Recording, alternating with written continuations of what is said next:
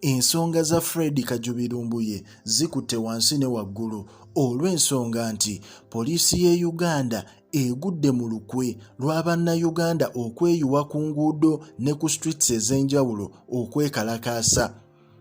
Gwe najjo sinziira okubanga weekumidde ku omukutu ogwewaayo okuwa buli updates ezigenda maaso mu ggwanga Uganda. Tugamba bugambi ekyo kyokola mwattu okolera ddala ekintu eky'amaanyi. Era tugamba nti gw'atannaba subscribing onyige n'akakade osobole okubanga updates zonna ezigenda maaso mu ggwanga Uganda ozifuna bulungi nnyo. Omukulu amanyiddwa nga Major General Kech avuddeyo n'abanga agamba abannayuganda ab'enjawulo n'abagamba nti ye ng'omuntu ne bannamagye ab'enjawulo beetegese okubanga bakurashinga buli muwagizi wa Lumbuye ayeetantala okugenda ku luguudo okwekalakaasa. The Deputy Inspector General of Police, Major General Paul Kech, has warned the public against being tempted to go to the streets to riot if Nup blogger Lumbuye is brought back in Uganda. Owulira bannayuganda ab'enjawulo beewaddeyo okubanga bagenda kweyuwa ku nguudo okusobola okubanga basaawa embeera kasita banaalaba nti Lumbuye ayingidde eggwanga Uganda. Era omukulu Lokech yavuddeyo n'agamba nti don't risk going to the streets over Lumbuye issues because you will regret. Omukulu yavuddeyo n'abagamba nti temukola ensobi ne mwewanika okugenda ku nguudo okwekalakaasa nga Lumbuye ayingidde eggwanga Uganda kubanga mwenna abagenda okikola mugenda kwejjusa. Lokech says police has gathered intelligence showing that certain opposition politicians are ganging up people to riot, especially in Kampala, as soon as Lumbuye steps his feet on Ugandan soil again.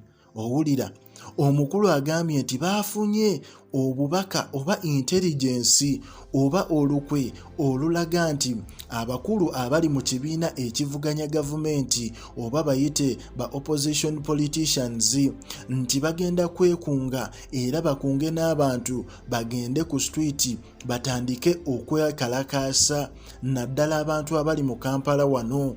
Owulira, this perhaps is why they are closely following up Nup MPs like Segenya Muhammad of Kawempe North, Nkunyinji Muwada of Chadondo East are tirelessly working on the release of the Turkey-based blogger. Omukulu n'agamba nti ffenna tulaba ebikolwa omukulu Muhammad Segirinya omubiri gwayiriddewo Lumbuye n'omukulu amanyiddwa nga Muwada Nkunyinji engeri gye yasula ne ku kisaawe kya airport ng'agezaako kubanga ensonga zino ayagala zigguke babeeko engeri gye balemesaamu gavumenti ya Uganda okubanga efuna Lumbuye. Owulira, Lokech adds that the security forces will not act softly this time round, especially when it has sounded the loudest warning against any form of gathering or riots, especially in these moments of COVID-19. Omukulu ayongera okukakasa era n'akugamba nti ku luno ekisa kyo tewali yenna gwe bakwatako ajja kifuwa akiza munda. Era n'abagamba nti temukola ensobi temuriski ng'agenda ku street mbu mwekalakaasa. Oba oli MP oba oli ki oyinza okufuna obuzibu bw'olifa teweerabidde.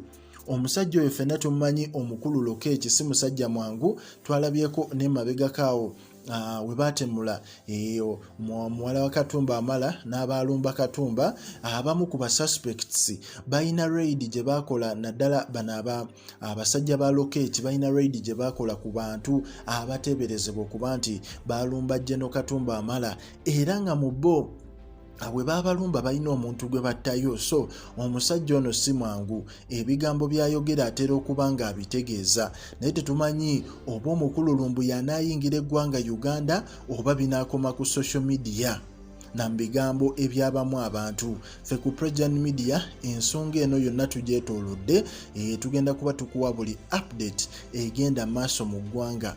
Omulimu gw'okulayikinga, kusubscribinga na kunyiga ku kade oleme okusubwa amawulire gonna ageetoolola ensi yattu Uganda.